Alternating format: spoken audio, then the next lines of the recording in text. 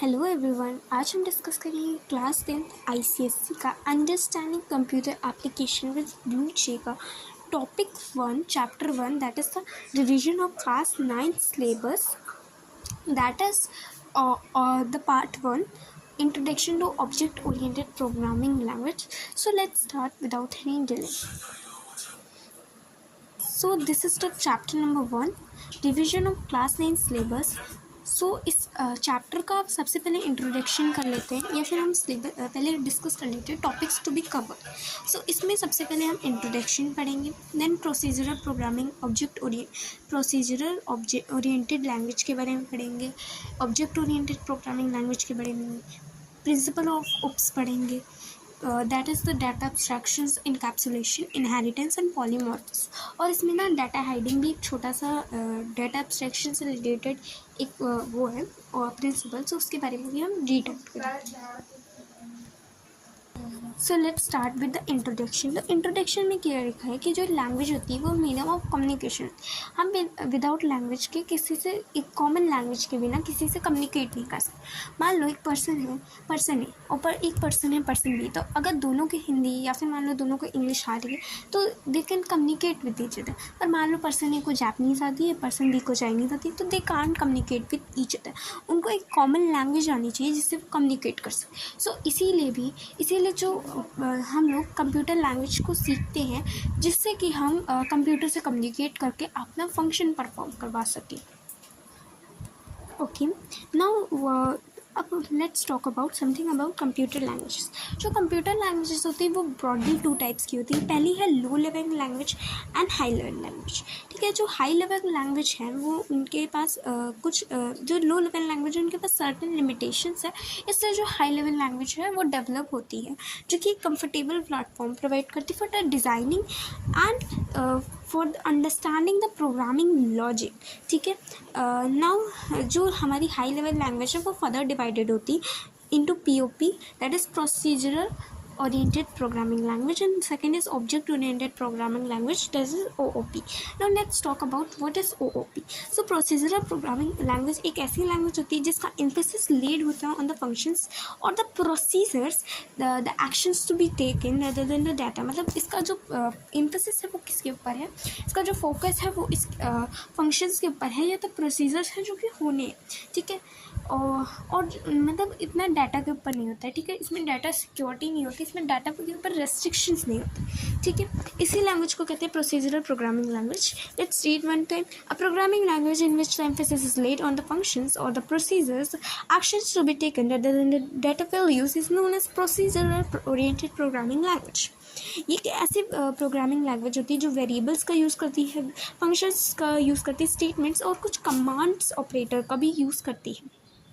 इसके पास एक सिस्टमेटिक, मतलब ये जो प्रोग्रामिंग लैंग्वेज है वो कंटेन करती है एक systematic order statements, procedures, functions and commands जो कि परफॉर्म होने हैं. ठीक है, ऑन द डाटा वैल्यूज. ठीक है, commands on the data values to be performed. Okay, these procedures can be invoked in, ये कहीं भी प्रोग्राम के अंदर इन्वोक्ड किया जा सकते हैं in the program hierarchy and by other procedures as well. ठीक है, now there are certain principles of the POP. Let's read out. जो प्रोग्राम्स होते हैं वो डिफरेंट मॉड्यूल्स में ब्रेक होता है जिसे हम कहते हैं फंक्शंस. ये जो फंक्शंस होते हैं वो शेयर करते हैं ग्लोबल डाटा को, और जो डाटा होता है वो एक फंक्शन से दूसरे फंक्शन में फ्रीली फ्लो कर सकता है. इसमें के ऊपर कोई रेस्ट्रिक्शंस नहीं है. There is example. ठीक है, यहाँ पे बना है डाटा वैल्यूज़ और ये हमारा फ्रीली फ्लो हो रहा है हर एक फंक्शन के अंदर. ठीक है, this is explaining the procedural programming language. Now next. ठीक है, there are certain limitations on the programming language, procedural programming language. First is there is no restrictions on data values. debugging के time काफ़ी error होता है, कभी problems होती हैं. ठीक है, यहाँ पे कोई भी कॉन्सेप्ट ऑफ यूजबिलिटी नहीं होता है. इसकी वजह से टाइम बहुत टेकिंग होता है और लेंथ भी बढ़ा देता है प्रोसीजरल प्रोग्रामिंग की. सम हाई लेवल लैंग्वेजेस का एग्जाम्पल है basic, COBOL, Fortran, and this one is SL1 and PL1 and C. एक बहुत ही पावरफुल लैंग्वेज है जो कि यूज़ की जाती है इंजीनियरिंग में एंड साइंटिफिक एप्लीकेशंस में। Now let's talk about object oriented programming language. अब ऑब्जेक्ट ओरिएंटेड प्रोग्रामिंग लैंग्वेज क्या होता है, इसका जो एम्फेसिस होता है वो डाटा वैल्यूज़ पे होता है rather than the प्रोसीजर्स। सो इसमें एक रेस्ट्रिक्शंस भी होती है और डाटा सिक्योरिटी भी होती है।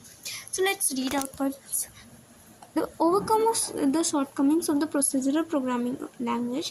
Object-oriented programming have been developed. In the object-oriented, the emphasis is put on the data values rather than function. The data values are confined and used within the situated programming area. To understand this concept, okay. So this to understand this concept, this diagram is illustrated. This is object 1. This is object 2, and it can transfer its data from one function of the object, and it can transfer the data to the one function of the object, but it cannot transfer the data or share the data from one object to another. Okay,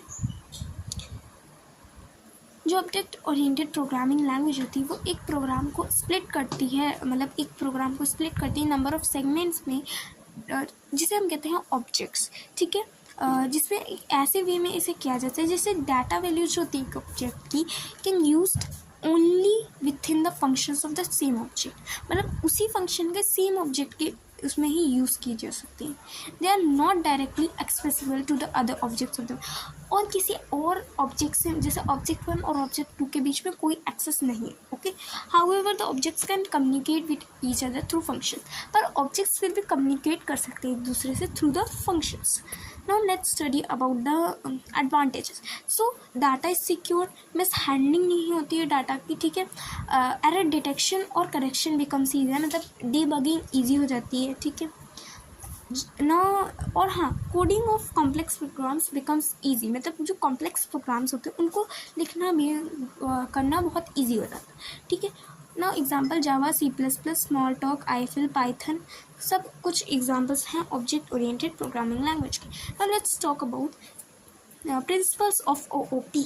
So first is data abstraction. To understand data abstraction, I will give you an example of real life.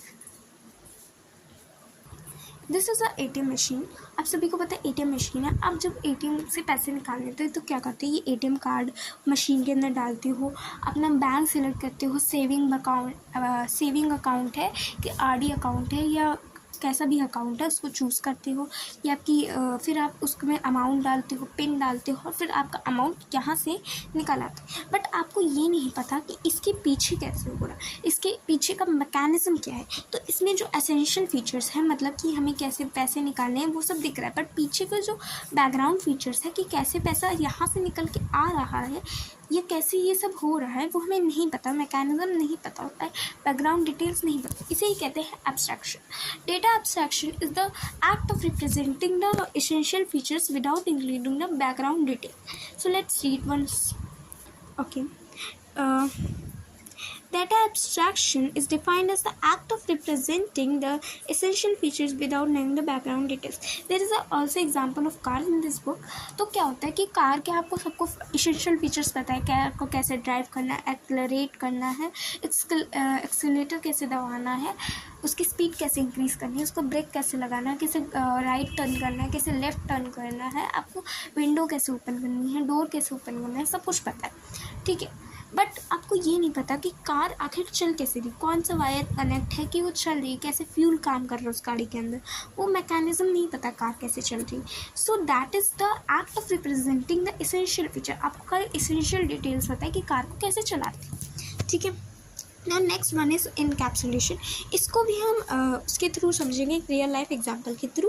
But इसमें before that हम लोगों को ये जानना होगा कि data and functions को एक साथ ग्रुप किया जाता है, मर्ज किया जाता है ऐसे वे में कि जो डाटा आइटम्स होते हैं ना वो ओनली एक्सेसिबल होते हैं उसी फंक्शन के through of the same object. ये अभी हम लोगों ने चीज़ पढ़ी थी, है ना।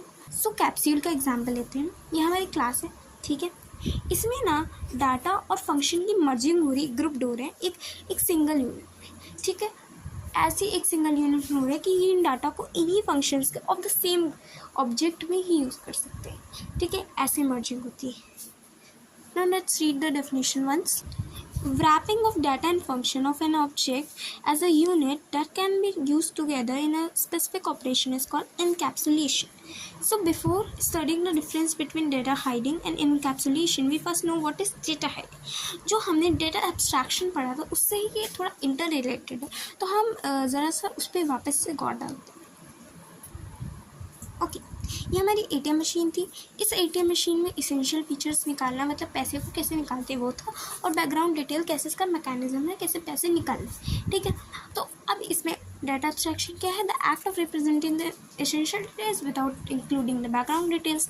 बट जब हम बैकग्राउंड डिटेल्स की बात करते हैं, शोइंग ऑफ बैकग्राउंड डिटेल्स, तो सेम कहते हैं मतलब showing not hiding of background details, मतलब हम हाइड कर रहे हैं. डाटा एक्सट्रैक्शन जब परफॉर्म हो रहा है तब हम हाइड कर रहे हैं बैकग्राउंड डिटेल्स को. That is called data hiding. So let's read once definition. Where is that? The initialization of data does not allow it to be directly outside the class premises, although is available in the some program, is known as data hide. Data को hide करना, background details को hide करना is called data hiding. Okay, now difference between data hiding and encapsulation. So first difference is between the data hiding is that data hiding is focuses on data security. ठीक है, whereas encapsulation focuses on hiding of the complexity of the system. मतलब data hiding data security पे focus करता है, और whereas encapsulation hiding of the complexity of the system पे focus करता है. ठीक है, तो data hiding focuses on restricting the use of data. जो डाटा का यूज़ है उसको रेस्ट्रिक्ट करता है डाटा हाइडिंग. इनकैप्सुलेशन जो होता है डील करता है wrapping of data and function, जो कि हमने उसकी डेफिनेशन में पढ़ा था. Next one is inheritance. Inheritance क्या होता है? इसके लिए भी एग्जाम्पल देंगे, real life example. Inheritance example हम बात करेंगे एक चाइल्ड एंड एक फादर. ठीक है, तो यहाँ पे एक लॉयन हमें दिख रहा है और ये इसका चाइल्ड है. तो इसने कुछ ना कुछ प्रॉपर्टीज़ इनहेरिट की होंगी, मतलब जीन्स लिए होंगे अपने फादर से, तो जीन्स इनहेरिट होते हैं. तो ऐसे ही कंप्यूटर की क्या होता है, कंप्यूटर में जो एक पेरेंट क्लास होती है उससे एक बेस क्लास या ड्राइव क्लास क्या करती है, वो अब कुछ प्रॉपर्टीज़ एक्वायर कर सकती है. That is known as inheritance. Let's talk about inheritance. Inheritance is a property by virtue of which one class acquires, that is the base class, drive class or subclass, some features from the another class, that is the parent class or the super class. Okay, ठीक है, जिस class से वो acquire कर रही है उसको super class या बेस क्लास कहते हैं, और जो क्लास कर रही है एक्वायर उसे सब क्लास, ड्राइव क्लास या टारगेट क्लास कहते हैं. ठीक है, चाइल्ड क्लास भी कहते हैं. ठीक है, इट प्रमोट्स रीयूजेबिलिटी. जो इनहेरिटेंस है वो प्रमोट करता है रीयूजेबिलिटी. अब इनहेरिटेंस के एडवांटेजेस क्या हैं? ठीक है, ये एक कम टाइम लेता है writing the program because it promotes reusability. इसमें लेस मेमोरी की ज़रूरत होती है for the storage and enables faster program execution, और प्रोग्राम का एग्जीक्यूशन भी फास्टर होता है. Now next talking about polymorphism. For polymorphism we are taking the example of the book, that is the cell. ठीक है, तो सेल के बारे में बात करते हैं. सेल अगर तुम फिजिक्स में ले लोगे तो हम सेल इन वाली सेल की बात करते हैं.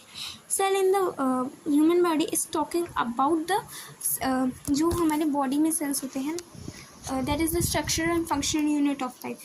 And in real life there is a talking about the जेल को भी सेल बोलते हैं. ठीक है, क्लोज्ड एरिया को सेल बोलते हैं. सो यहाँ पे एक डिफरेंट एक ही नेम है, सेम नेम है, डिफरेंट फॉर्म्स. फिजिक्स के अंदर सेल ये वाला सेल को कहते हैं जो बैटरी में यूज़ करते हैं ना. बायो के अंदर सेल का मतलब ये होता है जिससे एक ऑर्गेनिज्म टिश्यू बनते हैं, फिर टिश्यू से ऑर्गन्स बनते हैं ना. स्ट्रक्चर एंड फंक्शनल यूनिट होती है. और एक जेल के अंदर हम एक सेल की बात कर रहे हैं जिसके अंदर प्रिजनर्स को रखते हैं. ठीक है, that is known as polymorphism. Let's read one's definition. Polymorphism is the process by using a function for carrying out multiple operations. During this process, an object may include a function for multiple operation. एक ही functions का use multiple operation के लिए ही कहलाता है polymorphism. Now read chapter at glance. High level languages को दो category में divide किया जाता है, procedural programming language, object oriented. Procedural programming के example COBOL and BASIC. Object oriented program Python, Java and C++.